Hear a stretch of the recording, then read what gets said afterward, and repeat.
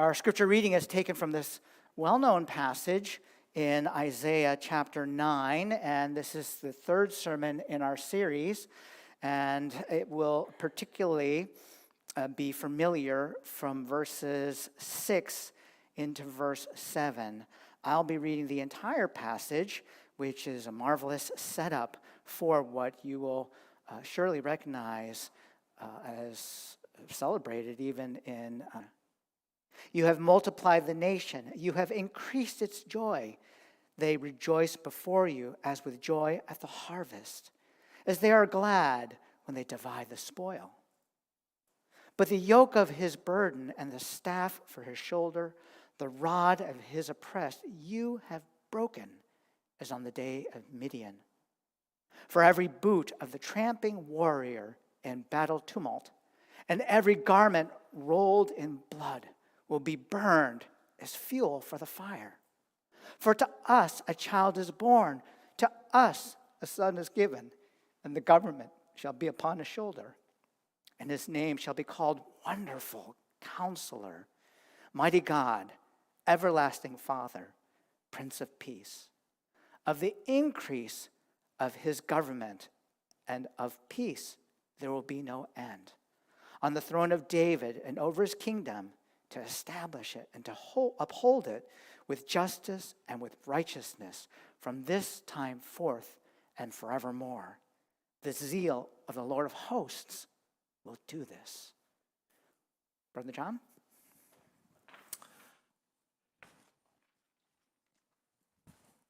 Good morning. Good to see everyone.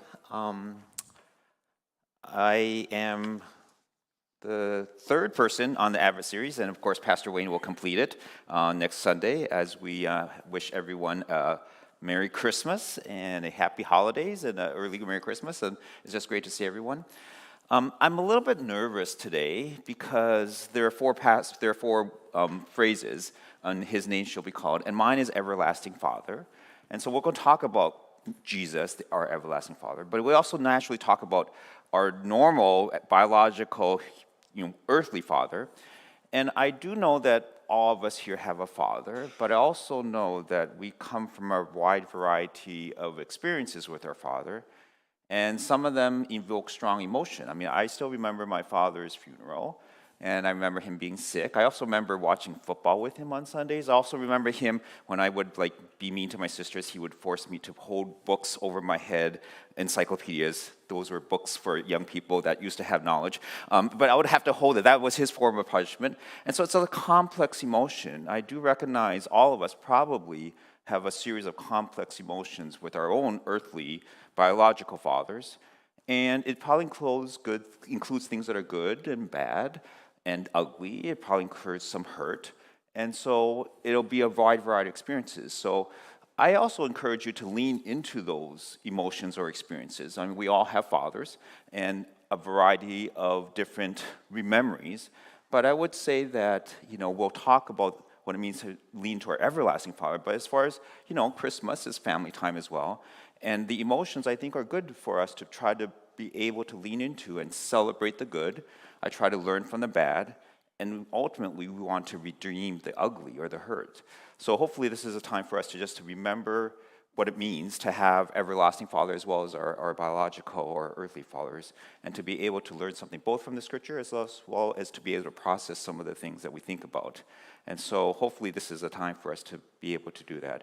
I'm going to set my timer so I don't talk too long, and I hope this works. Awesome. So the series is His name shall be called Wonderful Counselor, Mighty God, Everlasting Father, Prince of Peace. So the passage, of course, which Calvin read, I'm going to reread because repetition is the key to learning. I'll just read these two verses. For to us a child is born, to us a son is given, and the government shall be upon his shoulders, and his name shall be called Wonderful Counselor, Mighty God, Everlasting Father, Prince of Peace. Of the increase of his government and of peace there will be no end, on the throne of David and over his kingdom, to establish it and to uphold it with justice and with righteousness from this time forth and forevermore. The zeal of the Lord of hosts will do this. So Tim, hi Tim, how are you? a couple Sundays ago talked about this passage in great detail and allowed us to talk about and think about what this means. It is, of course, a foreshadow, a prophecy to Jesus, who came on Christmas. As he would suggested, that Christmas is the gift of God in Jesus to us.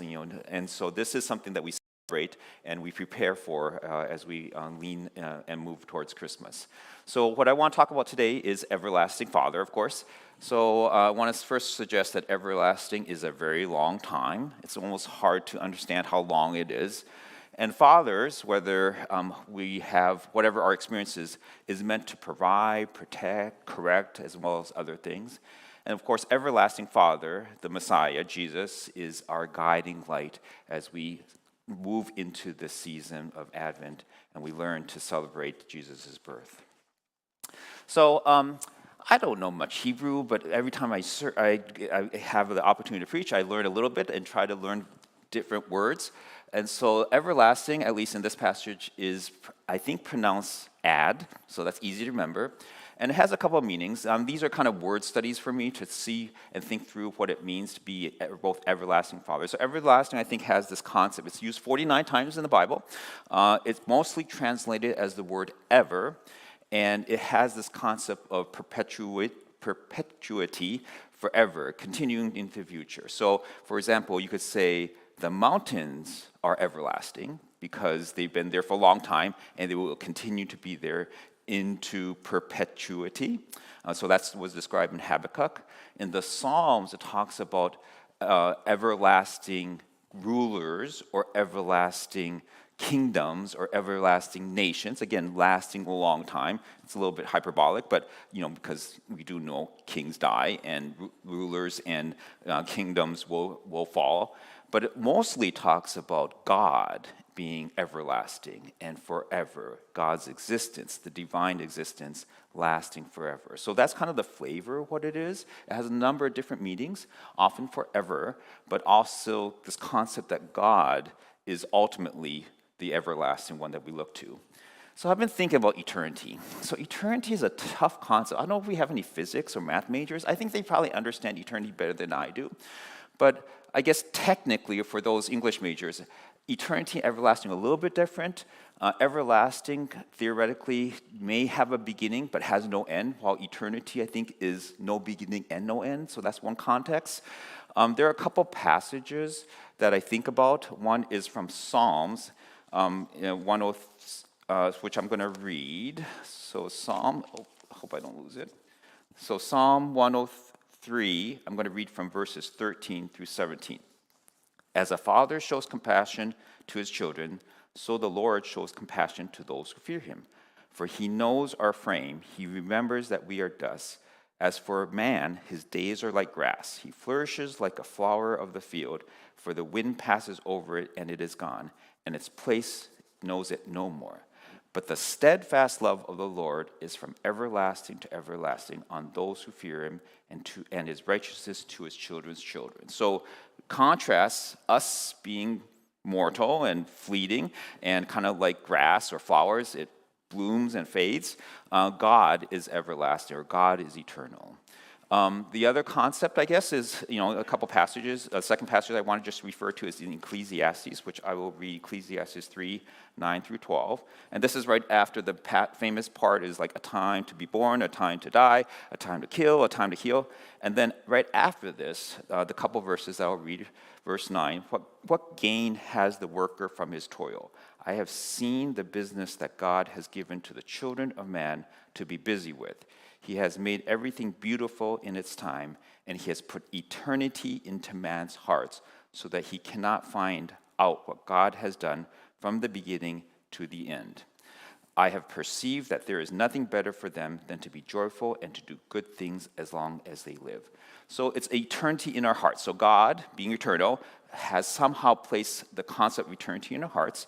And it's great to be able to rely on something that will outlast us. I mean, we all want something that will last forever, I think, at least the good things. And I don't know why I remember this, but someone was trying to illustrate what eternity is. So eternity, according to this illustration, is a bird in Maine who wanted to see the Rocky Mountains. So the bird flew into the Rocky Mountains, and it's a pretty long flight, right? I mean, and they flew and went to the Rocky Mountains. I think the bird went to Colorado. It's a story, it's not real, okay? Anyway, so the bird went to Colorado and saw, wow, the Rocky Mountains, they're so beautiful. I wish I had the Rocky Mountains in my hometown in Maine. And so what he did is he picked up a pebble, and then he flew back to Maine and dropped the pebble off. And then he went back and forth between Colorado and Maine and slowly moved all of the Rocky Mountains from Colorado to Maine, and that is the beginning of eternity. Now, I don't know if I remember that story, but it just gives you a sense as to how, yeah, I know, Barbara, kind of weird, huh? And so, but it is a concept that is difficult to understand because eternity is a long time, and we live so much in time that it's hard to understand. But it gives me a chance to think about it and what it means that God is eternal or God is outside of time. So the concept of everlasting, again, talk to me if you happen to be a physics or math major that understands this maybe better than I do, but it's difficult, at least for me, to understand. But I do think there is confidence that there's something that will last beyond us, something that will last beyond our human existence, and there is everlasting. And the Bible talks about God and eternity and talks about us and our soul and what that means. And so that, I think, that gives me some level of confidence. C.S. Lewis, smart guy, actually wrote a chapter in Mere Christianity. I think it's like book 4, chapter 3. And he talks about time and beyond time. So I had a chance to reread that interesting, fascinating chapter. So he starts off with like, God being eternal, kind of interesting concept. You can skip this chapter if you want it. He literally says that. You skip this chapter if this is of no interest to you. But for me, I've been thinking about me being C.S. Lewis. I've been thinking about like, what does it mean that God hears all of our prayers? Like millions and millions of prayers each and every day. What does that mean? And so he kind of thinking, how is it possible you can hear all these prayers? And the answer, for at least for C.S. Lewis, is that God is outside of time. Time does not mean the same thing to God that it does for you and me. And so he gives a couple. But one is like, let's say you're writing a story, and in the story there's a timeline, but the storyteller is outside of that timeline. Similarly, if you think of time as linear, like an arrow, you can be outside of time, and God, therefore, is an eternal present. Everything is in the present, beginning and the end, past, current, future. We can't like that, but God, being able to see the whole picture, can see everything as being eternally present, God being outside time. So I thought that was pretty cool, and then the next chapter I can't quite remember. But so for me, the concept of everlasting eternal is something that gives me hope and confidence. There are things that are beyond our timeline. And the concept of father, I think, is also great in the fact that we all have, like I said, biologic fathers. The Hebrew word for father, I think, is pronounced of, and so it has a number of meanings. It is used a lot in the Bible. It's used quite a few times, and hundreds of times in the Bible. 1,215 times in the Bible, and 1,205 times of that is translated as father. So there's this concept of father, and it could be an individual, or it could be a father of a people or a family, or it could be the head of a household, like a group, or your ancestors. So again, if you were an Israelite reading this, you would probably think about Father Abraham as one of the most famous fathers, and he was all of these things. He was the grandfather or your forefathers. He brought you he kind of settled in and helped the Israelites establish a kingdom, and he was originator of a class or a people group. So for me, looking at other aspects of what the Father is, a couple passages in the New Testament, or excuse me, in here, in the New Testament or in Old Testament, a righteous man walks in his integrity, his children are blessed after him, which is from Proverbs.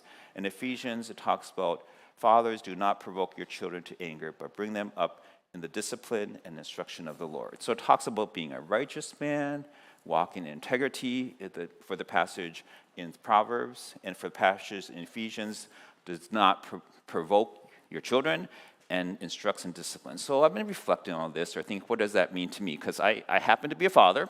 I have 4 kids, 1 wife, and I think about this quite a bit, actually.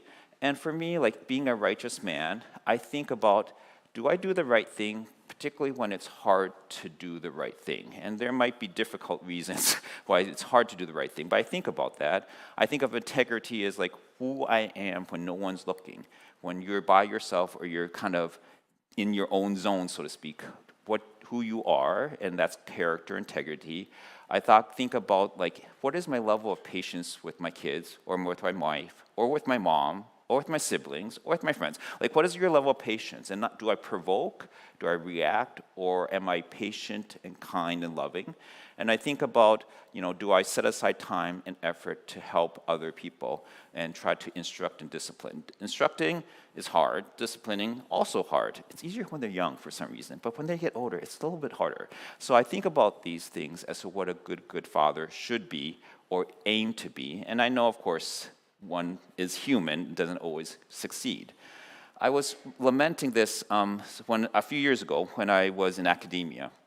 I was talking about like how challenging it is for me to like be there for my kids and my wife because I was pretty busy, and like I was just sharing, and we were doing cell culture work, and she says, "Well, at least you're there," meaning at least I was there or try to make an effort, because she unfortunately had a situation she did not grow up with a father, and she talked about like how challenging that is to not have a father figure in her life. And so despite me lamenting like, I don't know what to do, type of things like that, she said, at least you're there. So that really struck me, was a while ago. And I think being present for my kids or for my family is really important, because I don't always know what to do, but being present, or at least making an effort and is, I think, at least half the battle. So I do think about, where not just being present physically, but being present like attention-wise or emotionally, or kind of like paying attention. I do try to listen when I'm present. Sometimes I get distracted, but I do try more and more, whether it's at work or with friends or family, to be present. I used to like multitask when I was at work and do email while I'm talking to people. That's not very helpful. And so I stopped doing that and just being present, listening, because I think when you listen, you can not just understand the other person a little bit better, but also know what's in your heart. Are you distracted? When you listen, like, it's not just listening to say something, it's listening like to listen. And then you do sometimes reflect on what's in your heart when you interact with somebody else. So I think practice being present is probably half the battle, at least for me. It's not easy, of course, to be present fully, because it requires time and energy and kind of some intention. But I do think being present is an important aspect of just community, as well as this concept of fatherhood. So when you think of father, you probably have things as to what a father should be. And so this is what came to me. It's like, what does it mean to be a father, or at least a good father? By human concepts, in addition to what the eternal or everlasting Father is. So I think of these things. I think the father, as to what I aspire or hope to be, is a provider, or in my mind, just being responsible. And do I feel responsible for my family or for people around me? I think of being a protector. So there was a time where my wife and this was before we had kids, so we were traveling in Europe on vacation, and we got our stuff stolen. And so that was really, really a bummer. It was in a country where is known for pickpockets, so we got our stuff stolen. And later on, I think it was like maybe a couple nights, my memories are a little bit vague, it was a long time ago, but we were in the subway down in the bottom, and it was like we were trying to catch a train. After our stuff was stolen, and there were these young people, I think it was like 5 a.m. or something like that, because we were doing public transportation to catch a train to go to the airport. And a group of young gentlemen were there, and I think they were either drunk or high, I'm not sure, but they were like a little bit intimidating. And I was trying to be brave, even though we were a little bit shell-shocked. But I was trying to be brave. I think Ingrid kind of took a step back, but I think they were just they were speaking in a different language, of course. So fortunately or unfortunately, I didn't know what they were saying, but I was just trying to be brave and protect kind of where we were. I was just also thinking, like, I'm not a big guy, but I think I probably should just shoulder and run for help. Whereas I was trying to think, but fortunately, nothing bad happened. But there's a desire for me to be a protector in a specific situation. For now, I probably would just challenge them to a duel or something like that. I'm just kidding. Anyway, so there are other concepts of being a father, a teacher. I was so overjoyed for Justin and Emily to be baptized. I've been doing Joy with Barbara for, 15 years or so, plus or minus, and it's just a joy to be able to be in the lives of the youth. It takes a little bit of effort, of course, and takes a little time, but it is something that I think we all aspire to. I try to be encouraging rather than discouraging. That's not always easy, but in my words and actions, I try to think well of people and try to be encouraging. So these are concepts, again, I try to aspire to. Sometimes I can do okay, and then sometimes it doesn't work the way I expect it to, or sometimes it's not always easy. But I do think, Everlasting Father is the aspiration and the ideal we aimed for. Oftentimes, like I said, I aspire to do those things: protect, teach, encourage, provide. But often I fall short, more often than I probably care to realize. And I've been thinking, why do I fall short of this aspiration of what it means to be a father? I think it comes in many ways. There are times where I get annoyed or angry. Every time I've gotten angry at my kids and done something or said something, I regret it. Every time.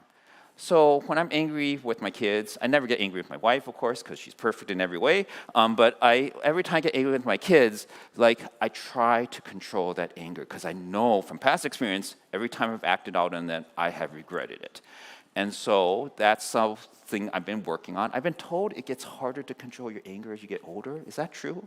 I hope not. Anyway, I also realize sometimes I'm just selfish. I just don't want to do it. Honey, do this, or honey, do that. I just don't want to do it. I want to either play my game or take my nap or be able to do what I want to do. And so that limits me sometimes as to why I fall short of the ideal. And sometimes I think I get reactive or defensive because of ego or pride or just kind of not feeling good about myself. And so those are, I think, limitations as to why we fall short. And so that's normal, I think, right? We're all human, but I do think we aspire to be better. And the message of Christmas is the everlasting Father is there for us, whether we fall short or not, whether we had good, bad, or ugly experiences with their Father or not, because He is there to provide, protect in ways that human or your biological or earthly parents can't do. I do have some regrets, and this is a more thinking for me, is that when you have imperfect fathers like me, with imperfect children, like my kids, sorry, I hope you guys aren't listening, that it creates messy situations because we're imperfect people and imperfect relationships. And there's a lot of joy and happiness and understanding, but it doesn't always work the way one expects. And so there's plenty of regrets, but the message of the gospel, the message of Christmas, is that there's plenty of grace. And I try to demonstrate grace to other people, and I hope other people demonstrate grace to me, because there's plenty of regret. But I don't necessarily want to live in regret. The good news of Christmas is that Jesus came as our perfect, everlasting Father. And it's okay to make mistakes. It's okay to be imperfect. I have given myself more grace and forgiveness as I get older. And this concept, this quote, I actually quite like quite a bit. A father is neither an anchor to hold us back, nor a sail to take us there, but a guiding light that shows us the way. And I think of God that way too. A loving Father is a guiding light that shows us where and how to go being enabled by His love. So this helps me quite a bit, actually, because I do lots of stuff that I later on didn't work out the way I expected, but that's okay, because the love of God and our our everlasting Father is able to provide the grace and continue for us to move forward. So, Jesus, our everlasting Father. Father to me is something I strive for, but is it an ideal found in Jesus? That's what the passage talks about. Jesus is our everlasting Father. Everlasting is a long time, long beyond how long I will be here on this earth, physically at least. And the everlasting Father is the perfect Father that will never end. So this is, again, the hope of Christmas, the hope of the Messiah, and what the Jews of the day were praying and hoping for. So I thought I would kind of close by sharing a couple things about my everlasting Father and actually my spiritual father. So on the left is my dad and my mom. My dad did pass a number of years ago. My mom is still alive in California. And my father grew up in a Christian household. My mother grew up in a household where her mom was a Christian, her dad was not. And so my father grew up as a poor farmer in Taiwan because he lived in the outskirts of Tainan on a farm because his father was a farmer. And in Taiwan, the way you kind of get out of poverty is to be able to go to college. And so, they were pretty poor growing up. A luxury item was bananas. Banana was the luxury item. Very, very, very rarely ate meat because, again, they were rural farmers and living probably under the poverty line. So he would study. He had 8 siblings. So he was a family of 9 farmers, right? So he would study. And in Taiwan, you just take the test, and however you did the test, you get placed into college. So the top scores are all med school, right? There's I don't know how many colleges, like a dozen, and all the med schools and things like that. So he studied, and only 30% get into college because at that time there weren't enough spots in college, and so everyone else just finished high school. So he fortunately got into college, except he got into not his first choice, which of course is med school. He got into mariner's school. So I could have been born the son of a seafarer, and if I turned bad, I would be a pirate, which is really interesting to me of that possibility. But anyway, he went and enrolled in sea mariner school. I don't know what they learned there. I guess knots?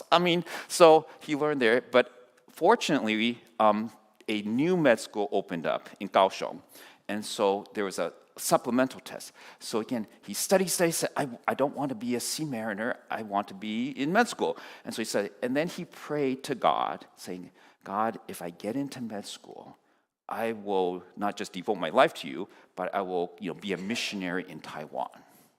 And so he did get in. So this was the first med school class of Kaohsiung. And he immigrated to America, lived in Boston. I was born in Boston, and then went to North Dakota for 20 years.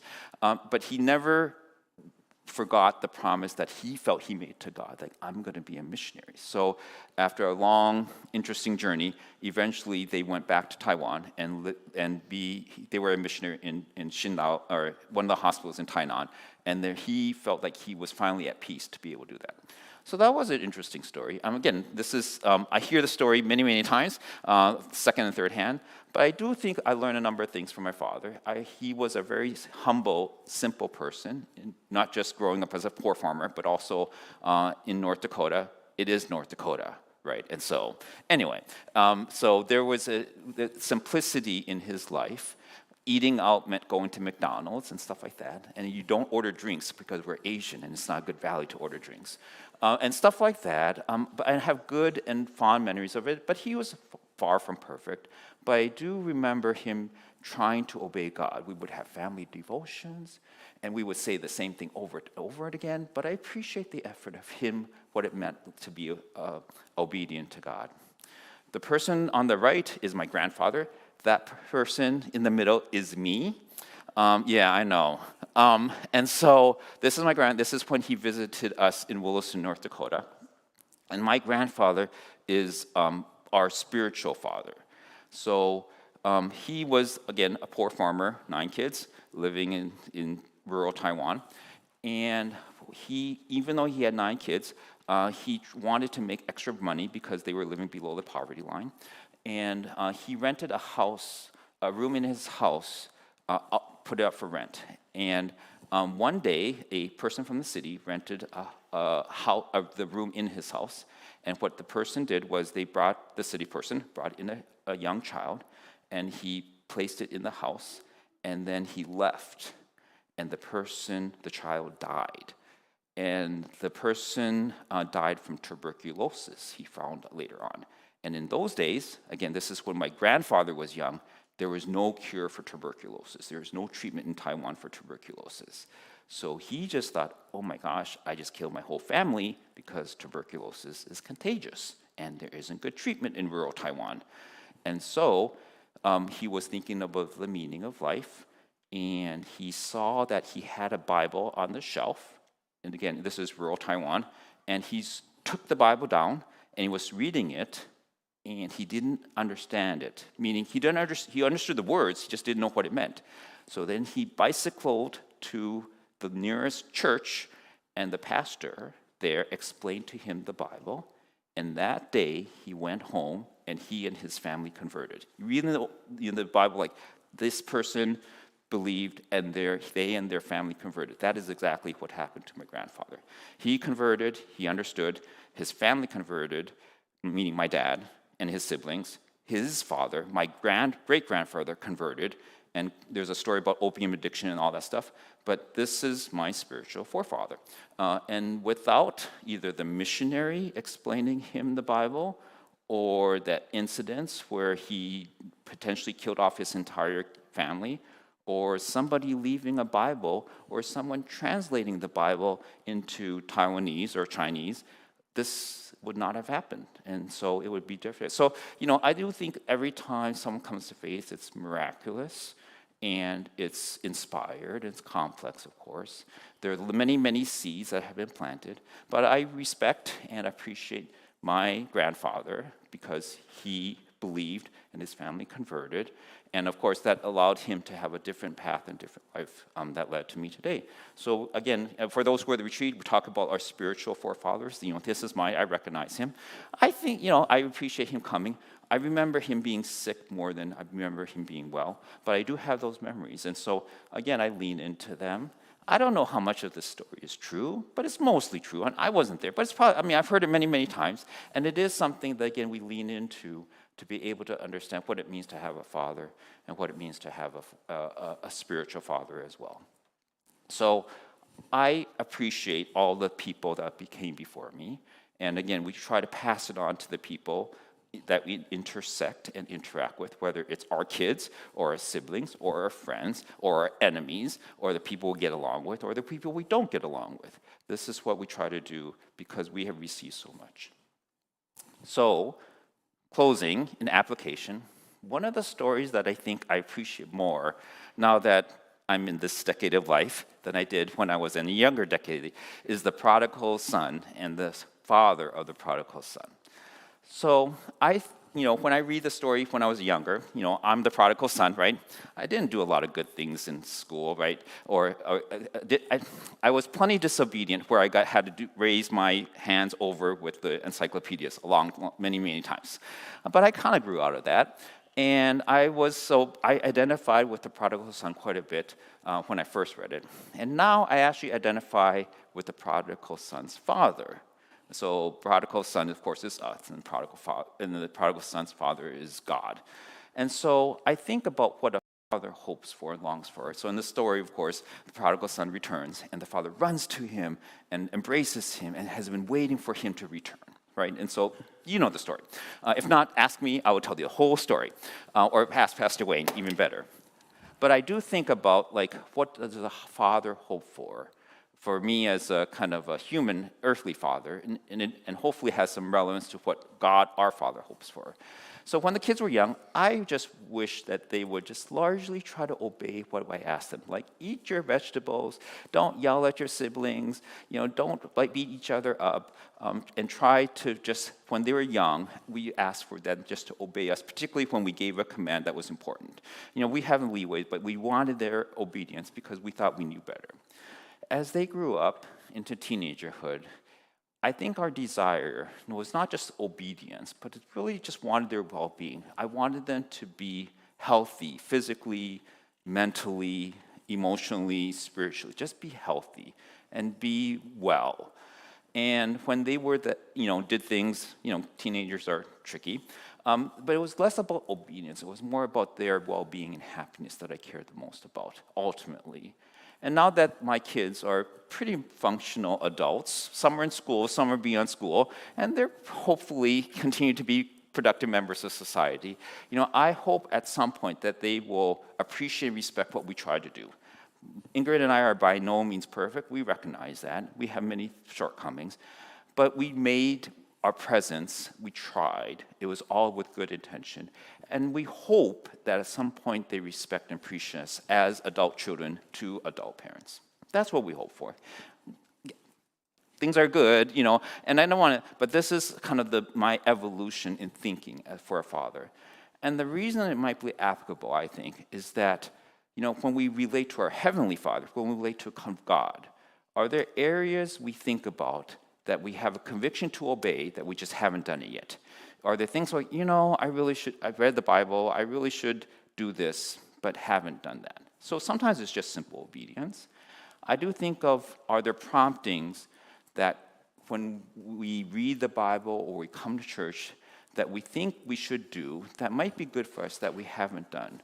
And maybe that's daily devotions. Maybe it's spending more time in prayer. Maybe it's trying to talk to somebody about God. Things that are kind of hard for us, like exercise is hard, but it's good for you. There may be things that are good for us that we haven't yet had the courage or conviction to do. And the third thing is how are we feeling in our hearts of all the things that God has given us? Or is there a thanksgiving, a wellspring of gratitude that we have, not just that we say, but we actually feel, that allows us to be grateful and look at life potentially in a different way because of all the things that we've been giving. So is there something that we can obey? Is there a prompting that we should be doing? Or is there a thanksgiving that we should have as we enter the Christmas and as we enter the Advent season, Christmas? These, in response to God's gift of Jesus to us, are ways where we can respond as we recognize Jesus as our everlasting Father, and of course, being able to help us in our times of needs, particularly when we look for comfort and correction and hope for those as we continue to live our life together. Let's pray. Father God, I thank you for this passage, to be able to reflect a little bit more on Jesus as our everlasting Father. We recognize that fatherhood and the concept that you have given us is difficult and challenging, thinking both of what eternity means as what is we hope for in a father. But we know that during this time, we look to Jesus as our inspiration and our hope during our times of need, during our times of joy, that you continue to bless us and give us the grace that we need to be able to live well for each other and to be able to provide and to be able to be salt and light to the people around us. Pray all these things in your Son's name. Amen.